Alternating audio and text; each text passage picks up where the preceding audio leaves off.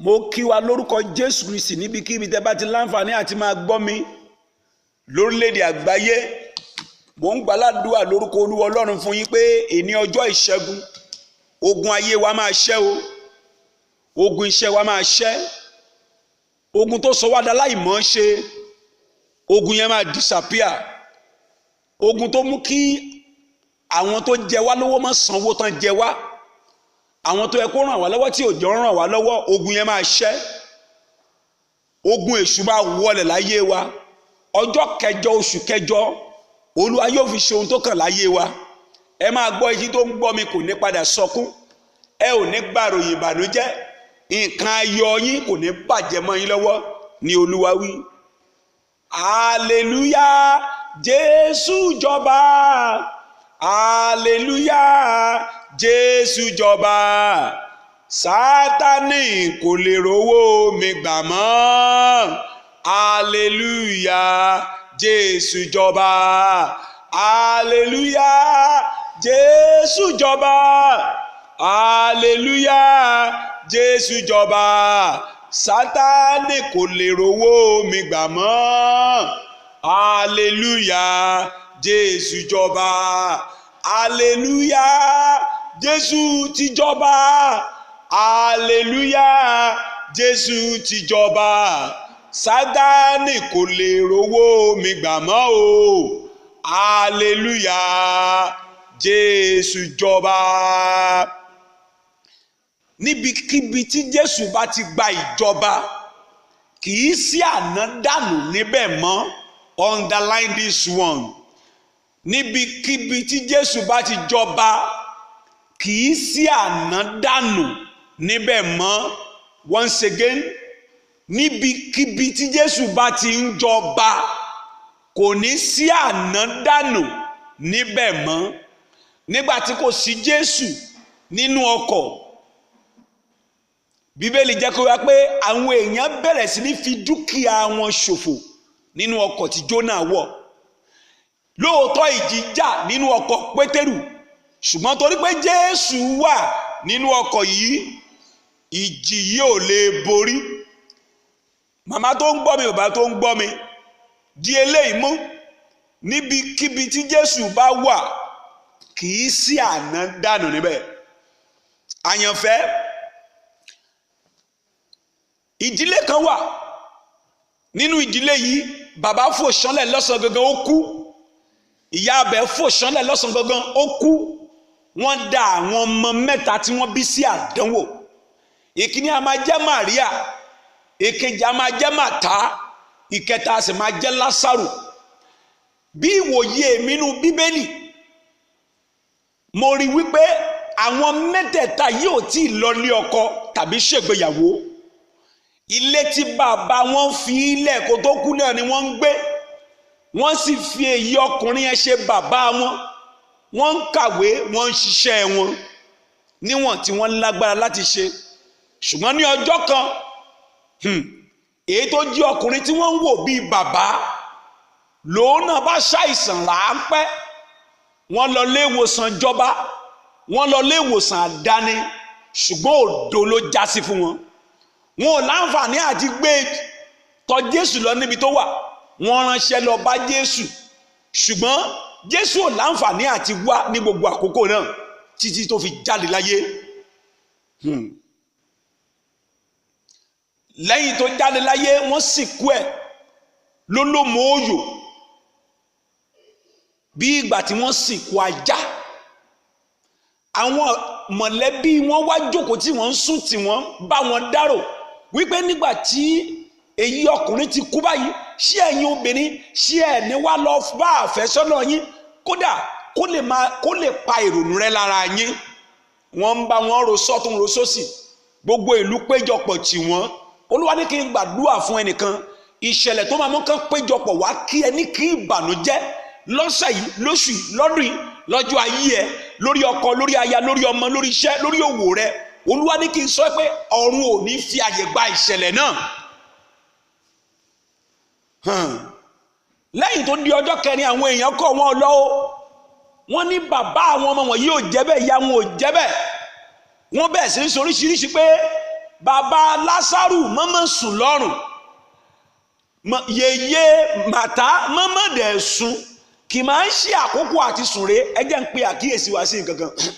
Nígbà tí a bá lọ sí ìsìnkú àwọn àlùfáà, tá a wọṣọ àlùfáà, tá a débi ìsìnkú, àwọn kan máa jí wúyẹ́wúyẹ́, wọ́n máa bá òkú tó ti kú sọ̀rọ̀. ẹ gbọ́ kí lòkú fẹ́ ṣe? Òkú tí ò lè gbára ẹ̀ tẹ́wá ni kó máa ṣọ́ ara ayé, ṣé ìbọn lẹ kó fún ni kó máa ṣọ́? Òkú ò lè ṣọ́ ẹ. Ọmọ tó dé tí ibojì bàbá ẹ̀, tó dé tí ibojì ìyá ẹ̀, tó lọ ń jẹnu wúyẹ́wúyẹ́, wo òkú tó ti kú kò lè ṣọ́ ẹ lẹ́yìn kó padà sọ́dọ̀ Ọlọ́run. Ọlọ́run ló lè ṣọ́ ẹ, ló lè pèsè fún ẹ. Ṣé dèmi yé wa báyìí? Mo kàn sáré jù yẹn wọlé níbẹ̀. Bẹ́ẹ̀ náà ni àwọn èèyàn takú tí Màríà àti Màtá wípé a ò gbọdọ̀ fi wọ́n sílẹ̀ nínú àkókò yìí. Àyànfẹ́ tó gbọ́ mi adẹ̀ rán mi sí ẹ o, arán mi sí ẹ o. Ṣọ́ra àwọn tó yí ẹ pé ò lè ràn ẹ́ lọ́wọ́, kò sí ìrànlọ́wọ́ ẹ lọ́wọ́ wọn, ọwọ́ Ọlọ́run ẹ wà. Gbójú kúrò lára wọn, dá ojú ẹ padà sọ́dọ̀ Ọlọ́run, òun ló lè ràn ẹ́ lọ́wọ́. Bí èlé yẹ kó lé ló kó ń gbà bí kò ṣe bá fún láti ọ̀dọ̀ Ọlọ́run wá. Àyànfẹ́ tó ń gbọ́ mi. Ṣùgbọ́n nígbà tó di ọjọ́ kẹrin,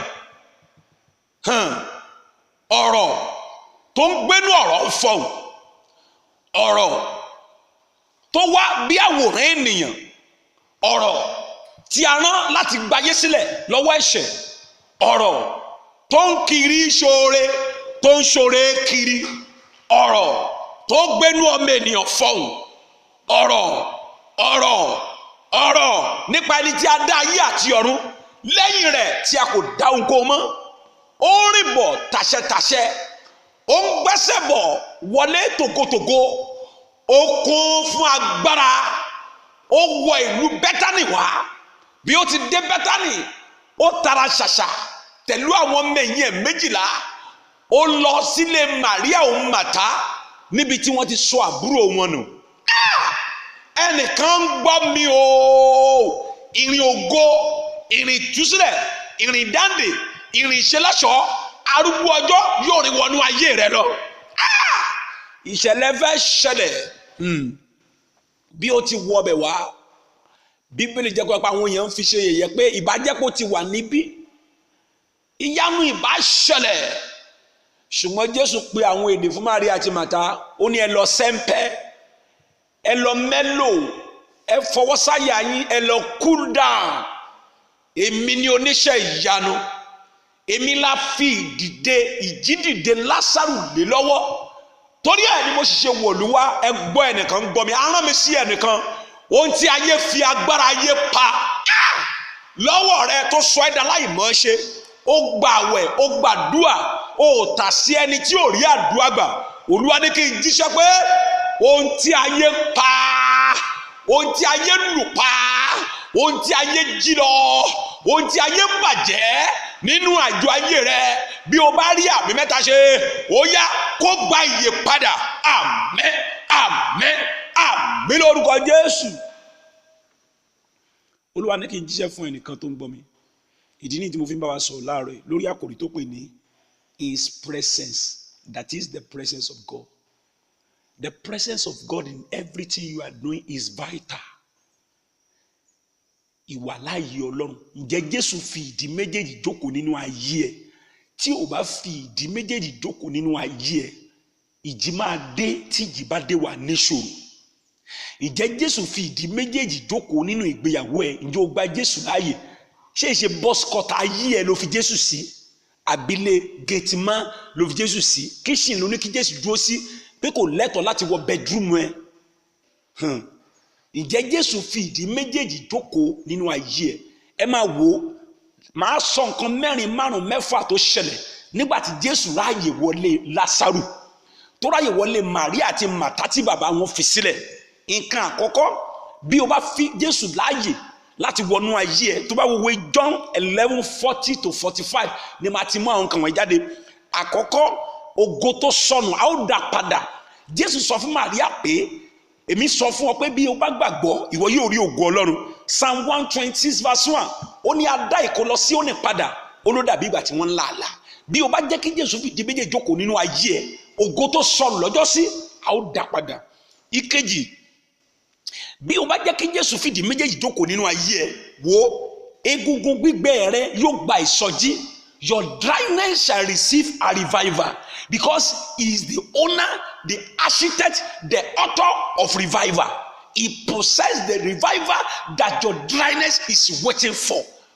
Egungun rẹ tó gbẹ yóò gba ìsọjí. Tó bá wo ìwé Ezekiel yẹn náà 37 verse 1 to 6 ó ní ọmọ ènìyàn sọ tẹ́lẹ̀ sí egungun gbígbẹ yóò sì di alààyè ọkàn. Nǹkan kẹta tó ṣẹlẹ̀ sí Lásárù ni wípé total ìtúsílẹ̀ pátápátá nínú ìgbèkùn wo ó ní ẹ tú sílẹ̀ ẹ jẹ́ kó máa ṣe kíni ẹ jẹ́ kó máa lọ. Tó bá tún ka ìwé Jòhánù orí kẹjọ John chapter 8 verse 36 ó ní bí ọmọ bá sọ yín di òmìnira ẹ di òmìnira nítòótọ́. Ìwọ tó wà nínú ìgbèkùn gbèsè ìgbèkùn àìní òòrójú rere ọkọ òòrójú rere ọmọ òòrójú rere òbí òòrójú rere ọ̀gá ó wáṣẹ òrìṣẹ́ṣe ó kàwé òrìṣẹ́ṣe Olúwa ní kí n sọ fún ẹ pé bí o bá fi àyè gba Jésù Olúwa tó sọ pé kì í ṣọmọ Ọlọ́run tó gbà sínú ayé ẹ gẹ́gẹ́ bí Olúwa àti olùgbàlà dandan ni ká tú ẹ sílẹ̀ nínú ìgbèkùn. Jọ̀ọ́ mọ̀ pé òkúta ìdíwọ́ la ó gbé kúrò nítorí pé nígbà tí adébójì Lásárù ní verse 39 yẹn John 11:39 ó sọ fún wa pé ó pàṣẹ kí a yí òkúta ìdíwọ́ kúrò. Kí ni òkúta ìdíwọ́ tí òjò lọ síwájú tó dá ẹ dúró sójú kan tí òjò á ó yí kúrò lójú ọ̀nà ayé rẹ. Ìbẹ̀rẹ̀ ọ̀tun yóò wà fún ẹ ó bẹ̀rẹ̀ ohun tuntun. Ebi yẹn lè sọ fún wa ní Isaiah chapter 43 verse 19 ó lè mi ó ṣe ohun tuntun ó ní ìsinsìnyí ni ó sì jáde. Àyànfẹ́ tó ń gbọ́ mi jẹ́ kí n fi kan sí torí àkókò mi tó ti lọ wọ́n ti ń ṣẹ́jú ìṣúná lókèrè pé àkókò mi ti lọ. Gbọ́ àyànfẹ́ tó ń gbọ́ mi ìjọ jẹ́ mọ̀ pé tó bá fún Jésù láàyè tó jókòó sínú ayé ẹ̀ ìjọ mọ̀ pé ọ̀pọ̀lọpọ̀ ni yóò di ẹni ìgbàlà nígbà tí wọ́n bá gbọ́ testimony ẹ̀. Tó bá kíyèsí ibi tí a kà yẹn wọ́n sọ fún wa pé wọ́n jẹ́ kó yí wa pé nígbà tí àwọn èèyàn rí Lásárù tó dìde kí ló ṣẹlẹ̀ wọ́n fi ayé wọn fún Ọlọ́run. Àyànfẹ́ tó ń gbọ́ mi ọ̀pọ̀ tí ò tí ì dẹni ìgbà lágbègbè ẹ̀ torí ìwọ tó fi àyè gba Jésù láti fìdí méjòkó níwèé Matthew chapter 5 verse 16 ó ní ẹ jẹ́ kí ìmọ́lẹ̀ yín kó mọ́lẹ̀ tó bẹ́ẹ̀ gẹ́ láàrin àwọn ènìyàn kí wọ́n lè rí iṣẹ́ rere yín kí wọ́n lè yìn bàbá yín tó ń bẹ lọ́run lógo. Don't you know that if you allow Jesus as your Savior and as your Lord, it will increase the numbers of the kingdom. It will enlarge and expand the kingdom of light. What I'm trying to let you know this morning is that through your testimony, souls shall be saved. Soul shall be added to the kingdom of the light, the kingdom of God. Ohun tí mo sọ fún aláàrẹ ni pé àìfi àyè gba Jésù kó jókòó sínú ayé rẹ ló ń ṣokùnfà. Wọ́n mo sọ tèmi ọ̀ràn mi mọ́. Gba Jésù gẹ́gẹ́ bí Olúwa àti olùgbàlà rẹ. Ìwọ tó ti gbà ní òkú yẹn mú ogun yẹn ò ní pa ẹ́ omi yẹn ò ní pín ẹ̀mí má mú nǹkan mi mọ́ ìgbàgbọ́ má dọ́gbọ́n sí wá wò ó ìjì yẹn máa dákẹ́ nínú ayé ẹ̀ láìpẹ́ yìí lÓlúwa wílẹ̀ tẹnu mi. Ẹ wò ó wọ́n ní ká gbàdúrà kan láàárọ̀ yìí àkókò kò sí tó ṣe rí gbogbo àwọn tó gbàgbọ́ nínú ìpè yìí Olúwa rán mi ní iṣẹ́ kan sí gbogbo àgbáyé a sì nílò ìrànlọ́wọ́ yín. Ẹ wo àwa kì í ṣe alágbe màmá tẹnumọ́ kì í ṣe tìgbéraga à ń bẹ Ọlọ́run kó ràn wá lọ́wọ́ sí láti fún wa ní ìtẹ́lọ́rùn lórí tó bá fún wa. Àwọn tó mọ̀ wá délédélé mọ̀ wá àwa kì í ṣe alágbe ṣùgbọ́n Ọlọ́run wa ní iṣẹ́ ìrìnsẹ́ sí gbogbo àgbáyé. Ìwọ tó lè partner pẹ̀lú wa pẹ̀lú àwọn ohun èlò sẹ́ kì í ṣe ń tà ń sọ ní pé a fẹ́ jíṣẹ́ Olúwa fún gbogbo àwọn ẹ̀dá alààyè lórílẹ̀-èdè àgbáyé. Kí làwọn nǹkan méjì mẹ́ta tá a máa mú pọ̀ táwọn èèyàn ó fi láǹfààní sí wa kì í ṣe ọ́díò nìkan tó máa wo fídíò wa clear and direct every blessed day. Ìyẹn là ń ṣe lórí lọ́wọ́lọ́wọ́ bọ́ọ̀lù náà bá fi nǹkan kan sí ẹ lọ́kàn ó lè fún wa ní àmọ̀ràn ó lè tọ́ka wa sí àwọn nǹkan tá a lè lò ó lè fi ẹ̀bùn fún wa jẹ́ ká jọ sọ̀rọ̀ pọ̀ ìwọ náà mọ̀ pé nọ́mbà ìmáà ń bí sí ó lè send tí máa rí message àṣẹ Olúwa ní ká gbàdúrà àkókò mi ti lọ. Bíbélì sọ fún wa pé nígbà tí Lásárù máa dìde a fi aṣọ òkú dì í wò ó. Another episode lè máa jáde láàárọ̀ yìí náà dẹ̀ ní farabalẹ̀ kó máa retí ẹ̀. My name never change, of course, Pastor Praise Obamishaye. Pastor Praise Obamishaye on that same number 08055951129. Má gbàgbé pé bí o bá jẹ́ kí Jésù kó fi ìdí méjèèjì jókòó nínú ayé ẹ̀ ó ṣeé ṣe fún ẹ kó máa ná ànádànù nítorí níbikíbi tí Kristi bá wà kì í sí ànádànù. Wo second episode máa tẹ̀lé bẹ́lẹ̀ ìbá ti ń parí ní ìsinyìí, máa fẹ́ kó gbọ́ kìíní kó gbọ́ kejì, then make sure pé o fi ránṣẹ́ sí gbogbo àwọn kọ́ńtàtì ẹ lórílẹ̀-èdè àgbáyé. Jẹ́ kí n wá sọ ohun tó Olúwa ní kó gbàdúrà lé fún ọ láàárọ̀ bó ṣe ń jáde lọ. Mo sọ bí ikọ̀ Ọlọ́run pé o ò ní rìn àrìn rà, o ò ní rìn àrìn sọnù, o ò ní farapa, o ò ní báyé lọ, ìjì ò ní jà ẹ́, o ò ní sọmọnù, ilé rẹ ò ní dahoro, o ò ní da aláàbọ̀ ara, ayé ò ní da ẹ̀tẹ̀ lù ẹ́, ayé ò ní gbé ẹ pamọ́, ayé ò ní sọ ẹ́ dẹni ìgbé pamọ́ ni Olúwa wí. Má gbàgbé pé Jésù bọ̀ kò ní pẹ́ dé mọ́. Ẹ jẹ́ ká jọ pàdé ní second episode báyìí, gbé wọlé sórí second episode iṣẹ́ ìránṣẹ́ tààrọ̀ yìí kó gbọ́n tó Olúwa ní ká gbàládùá ká tó wọnú ayé lọ.